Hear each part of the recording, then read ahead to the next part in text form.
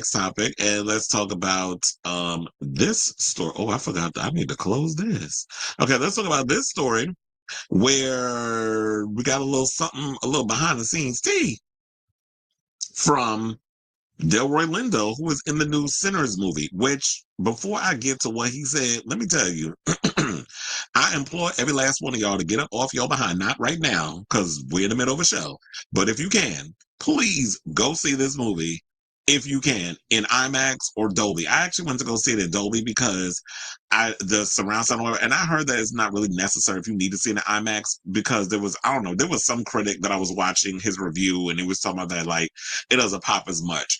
The movie still looks good in Dolby, but I wanted to watch it in Dolby simply because of the sound. And I knew that it was because the movie is so music heavy.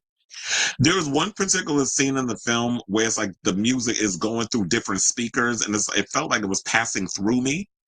And I was like, it made me appreciate the music in this movie more, which I think more people need to talk about. The fact that the music in this film is so freaking good. If you are interested, if you love music, particularly like blues, and there's even a sequence in the film that gives you like the history of Black music, where it comes from Africa and how it's been not only through blues, but rock and hip hop and, and DJing and all that other stuff. So there is one little sequence that goes into that. While I was watching the film, first of all, Michael B. Jordan did a phenomenal job as Smoke and Stack because that's their names in the film. They play twins. One wears blue, one wears red. Stack wears red. Smoke wears blue. And then you can tell by their distinct personalities. There's even one scene when Stack gets clocked, as in his tail. Like somebody says something to him twice. Well, one of the white girl, played by Haley Steinfeld, because the one hunch is a white girl in the film, but they couldn't be together because racism and being down in the South and all that other stuff. And he kind of does this thing with his teeth. I was like, that's a tell. I knew it because I was like, when she clocked his head, when your soul been clocked, it's like when he do that little thing with his tooth. I was like, oh, she pulled your card, big little man. And then there's another woman that kind of like does like hoodoo and all this other stuff, and she plays a significant role in the film, and that's the one that Smoke is into. And just getting their backstories and the reason why they came back down south from Chicago, because both twins actually worked for Al Capone and they left there. They wanted to come back down south to be around family after 7 years, and they want to open up a juke joint. So they wound up buying this space from this racist, which and then they buy the place and then they turn it out one night. And of course, because of the music, that's what draws this vampire played by oh my god, what was I put that in there. Jack O'Connell, who we don't see enough of him in a lot of movies. I've seen him here and there, but he was so good in this movie. And he even has a music sequence. I almost felt like I was watching a musical. Sidebar, I was like, since they out here making musicals on Stranger Things, and I remember years ago they did a musical based on Evil Dead, I was like, if they really wanted to, they could some crazy person could take this movie and possibly make it into a musical because it was so rich with music and the fact that that Ryan Coogler was able to do something that I felt that he did way better than they did with um Hard Eyes, because Hard Eyes was sort of like it's a comedy but it's also horror, but it was like, well, rom-com but with slasher, and there were moments in that movie where they couldn't merge it together, but in this film he made it work. Like he made, like it felt more like the inspiration came from, well, in regards of like trying to match it together more from Dusk Till Dawn. It's nothing like From Dusk Till Dawn, but in the fact of the matter of first half of the movie, it starts out one way and then it goes into this horror thing. And then funny enough, they could have removed all the horror from the damn movie and I still would have been enjoying the film because it was so rich with these excellent characters and things of that nature. So I say go out and see it because I was like watching the film. I was like, oh yeah, I'm interested in these characters. I want to hang out with everybody. And the young guy that plays Smoke and Stack's cousin, that plays the guitar, and the way he talks, he was like so young, and like he has this powerful voice when he talks. I was like, okay. Like he seems he was giving me very much like wise beyond his years. But the minute he strums that guitar, opens his mouth and starts singing, I was like, what the like the voice that comes out of this kid, it's like you've been on this earth before. Like there's like when you look at certain people and it's just like you've been here before. Like your soul, your spirit, something about you, you have lived this life once upon a time, or maybe 1,000 lives. And so just this, it was just like, in my opinion, the best vampire movie that I've seen in a long time. And Delroy Lindo, as you see in the picture, did a phenomenal job with the part that he had. Like he has well, not necessarily a small role. He's in and out of he's like sprinkled throughout the movie. But every time he did a scene, he ate that shit up. And I was just eating it. I was eating every bit of the thing.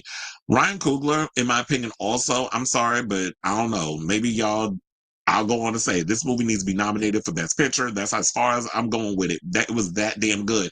And the cinematography was excellent. Ruth Carter, who, did the Black Panther costumes. She did the costumes for this movie. And sidebar, I heard something. Shout out to John Campy. I'm gonna give him credit because he spilled this on his show earlier. Apparently, Ruth Carter said she was working on Blade. And funny enough, we got this up in here. She was working on Blade, and she said that the costumes that they were working on, because at the time, I believe the film was supposed, the MCU one we're talking about, was supposed to take place in the 1920s. And she gets a phone call from Ryan Coogler, and Ryan Coogler's got, I got this story, this film that I'm working on, and I want you to come on as a costume designer.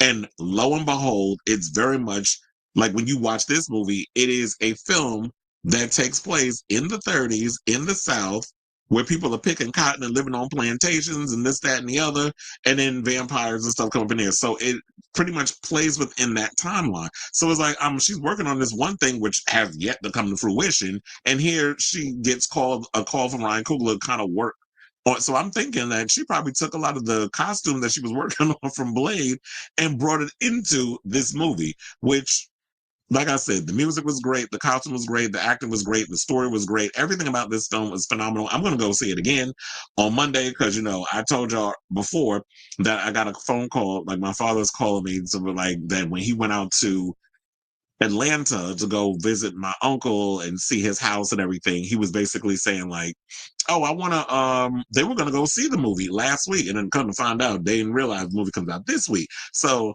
he was like, well, you got your connections and ticket, da, da, da. So he wants me to take him to see the film. So, and of course, if he goes, my mother is a package deal. So I got to buy 3 tickets for us to go see this film. But I've seen it already. So, but I'm not going to tell him. And I was like, I'm gonna go see this movie again. But I just wanted to kind of throw that up in there because it kind of matches with this whole story because, Sinners, Blade. And I was thinking that too. I was like, oh, so we finally getting a vampire movie with black folks before Blade come out. But Delroy Lindo, who was actually supposed to be a part of the Blade film, and now he's no longer. I think he was supposed to be. He was cast as Whistler. I would go as far to say that I think he was probably cast as Whistler, which I would have been down for because I love Delroy Lindo. I loved him ever since he played Aaliyah's father in Romeo Must Die. And I'm sure he's been in plenty of other movies, but that's where I know him from. So he recently did an interview with Entertainment Weekly, which was published yesterday, which would be Thursday. And while he was promoting Sinners, he confirmed that he is no longer involved in Blade. He also shared a bit about the movie he believed he would be participating in and lamented the character he never got to play. Now, while promoting the upcoming horror film, Sinners, with Michael B. Jordan, of course, or as I like to call him in my other group chat with my friends DJ and EJ, Michael Bakari Jordan, and directed by Ryan Coogler, Delroy looked back on his brief time working on the MCU Blade reboot. He said, quote, when Marvel came to me, they seemed to be really interested in my input. Kevin Feige first announced Blade's reboot starring Mahershala Ali way back in 2019. And here we are in 2025 and have yet to see any kind of who's directing it. Is there a script done? When are we getting a movie release? Nothing. So the COVID pandemic and then the joint SAG-AFTRA and WGA strikes did have a part in why things kind of was derailed. But he also said, or they were saying that the film had its own internal struggles.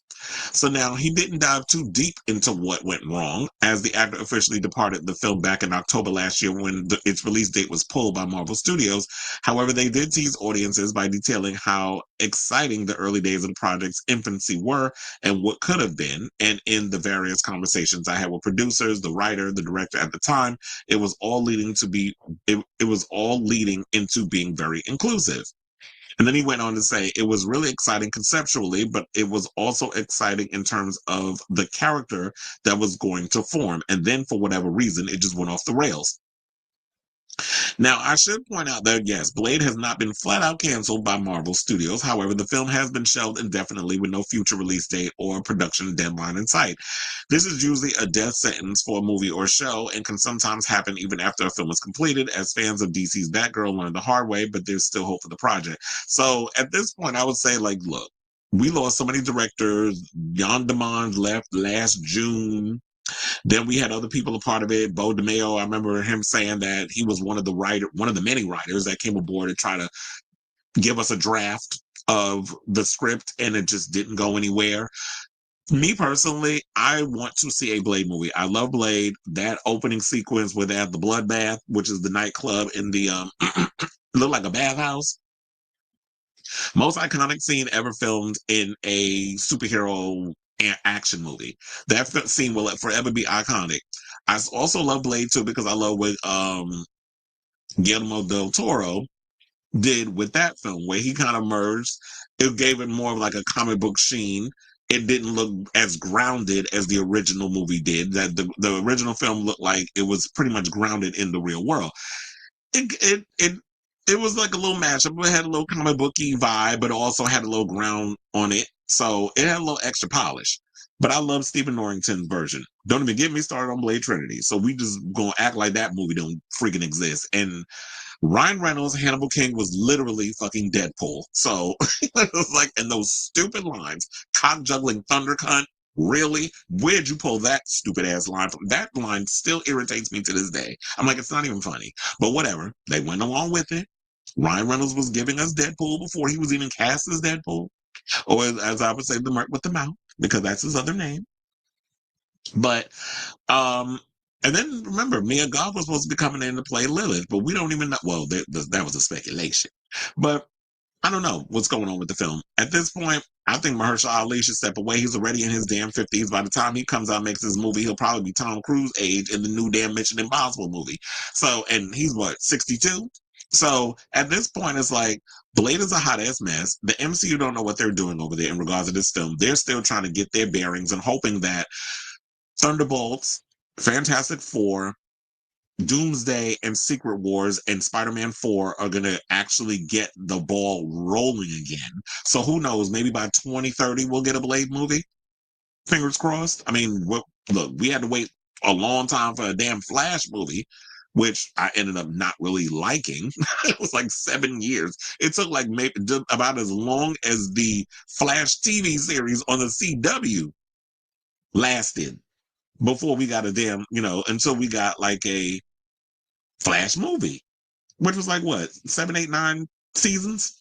It took damn near a decade. So who knows? It might take this long, but at this point, I feel like they just need to go on with another actor.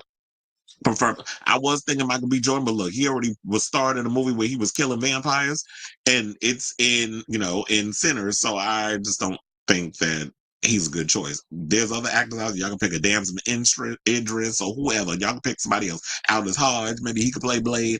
They'll figure it out. But at this point, I feel like maybe Marvel needs to give up the rights because they have not yet figured out how they can make dark supernatural stuff. Like how do vampires fit in this multiverse that that we're currently witnessing or have yet to witness? Because I'm assuming that there's going to be some multiverse type stuff, especially with Secret Wars and Doomsday and more than likely Fantastic Four, because how do we bring them from the time that they're in into this time? So I got a lot of questions, clearly. So there's still hope in my heart for a new Blade movie. But in the meantime, if y'all do want to see a good vampire movie with some black folks in it, so I also had no idea that there was a huge Chinese population that lived down south in the 1930s. That was a historical moment. And that was another thing too with this movie Sinners. It was so rich in culture and just saying like, I felt like my ancestors, because I am part black. My father. I did feel like my ancestors was in the room while I was watching the film. Like I just felt so culturally proud. So if y'all felt just about as culturally proud to watch, Wakanda on the big screen, you'll feel just as well, just as right as rain watching Sinners when you go to the movies to see it this weekend. So definitely go see the film. I highly recommend it. It's like literally one of my favorite horror movies of 2025 so far. And we have other horror movies we got coming out. We got I Know What You Did Last Summer. We have Final Destination. Is Megan, can we consider Megan 2.0 a horror movie? It looks more like it's a damn action film at this point. So we got a couple of horror movies coming out this year, but so far, Sinners is it for me. Like it definitely checks all the boxes. So I say all this to say, what do you think of this story in regards to what Delroy Lindo had to say? And did you actually go, since I mashed them both together, did you happen to check out Sinners, in theaters this weekend? So whatever your thoughts are on this story, on both stories actually, let me know in the comments down below.